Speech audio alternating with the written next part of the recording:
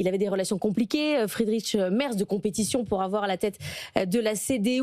Est-ce que ce que dit Merkel a toujours une influence en Allemagne aujourd'hui, où il navigue désormais seul et défait de cette influence de Merkel?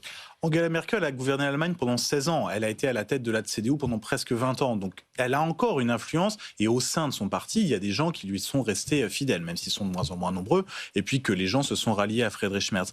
Est-ce que c'est un baiser de la mort d'Angela Merkel pour Friedrich Merz? Je ne sais pas. Mais en tout cas, elle lui montre surtout que tout ce qu'il avait dit sur le fait qu'il fallait droitiser la CDU, la rendre plus libérale, eh ben, c'est pas forcément possible parce qu'il y a toujours des compromis qu'on doit faire avec des partenaires de coalition. Et la coalition entre les chrétiens démocrates et les libéraux qu'on faisait dans les années 80, dont rêvait peut-être Friedrich Merz, elle n'est plus possible aujourd'hui puisque les libéraux n'ont pas pu rentrer au Parlement.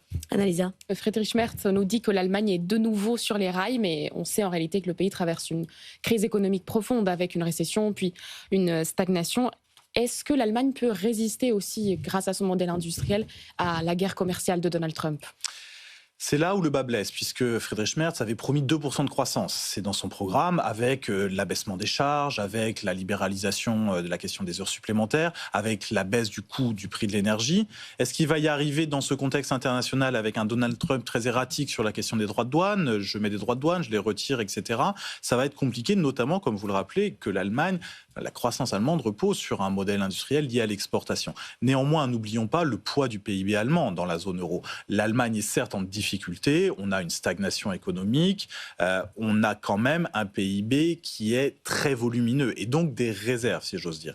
Est-ce que le fonds spécial des 500 milliards sur 12 ans, qui a été voté par le Bundestag précédent, va permettre de libérer cette croissance? C'est possible en partie, ça va être un appel d'air, c'est très keynésien, c'est-à-dire qu'il faut une petite impulsion de l'État pour faire appel aux fonds d'investissement privés. Est-ce que ça va redonner confiance dans les milieux d'investissement en une Allemagne qui va vers l'avenir? Il faut aussi que l'Allemagne et que les industriels tournent leurs industries vers l'avenir. Ils ont essayé de faire avec l'électrique, pour l'automobile notamment. On voit les difficultés qu'il y a, mais il y a aussi d'autres secteurs dans lesquels on peut aller de l'avant, les technologies d'avenir, l'intelligence artificielle, le quantique, etc. Toutes ces choses que l'Europe doit s'appréhender face à des États-Unis qui vont être de plus en plus un partenaire de plus en plus compliqué.